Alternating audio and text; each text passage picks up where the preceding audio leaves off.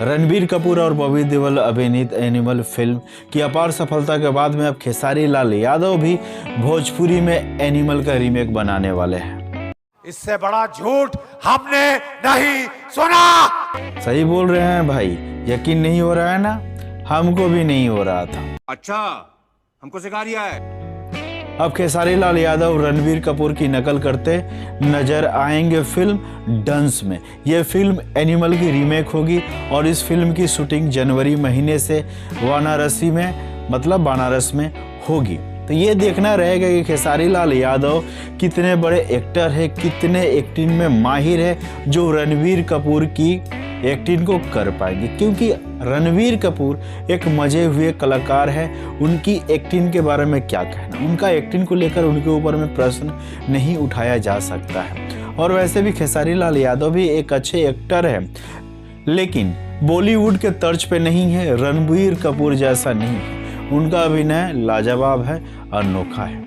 वैसे भोजपुरी में भी बहुत सारे बॉलीवुड फिल्मों का रीमेक बनाया गया है, जिनमें से था हमार देवदास, जिसमें रवि किशन अभिनय किए थे। देवदास की रीमेक थी, लेकिन उन्होंने इस फिल्म के साथ में उतना इंसाफ नहीं कर पाए। उनकी एक्टिंग मुझे उतना पसंद नहीं आई इस फिल्म में, और फिल्म का कहानी भी एकदम अजीब बनाया गया था। जिस हिसाब से प्रेजेंट करना चाहिए था, वाकई में बहुत ही ख़राब था। उसके बाद में रवि किशन और मनोज तिवारी की एक और फिल्म थी, जो बॉलीवुड की डर की कॉपी थी, लेकिन उसमें भी रवि किशन, मनोज तिवारी की एक्टिंग मुझे उतना खास पसंद नहीं आया। डायरेक्शन भी उस फिल्म में उतना खास नहीं था, और एक्टिंग भी मुझे उतना मज़ा नहीं है। दोनों की एक्टिंग देखकर ऐसा कोई नहीं बोल सकता है कि यह फिल्म में कोई जान थी। भोजपुरी में था, इस वजह से फिल्म चल भी गया, और किसी भाषा में बनता तो इस फिल्म को कोई देखने भी नहीं जाता।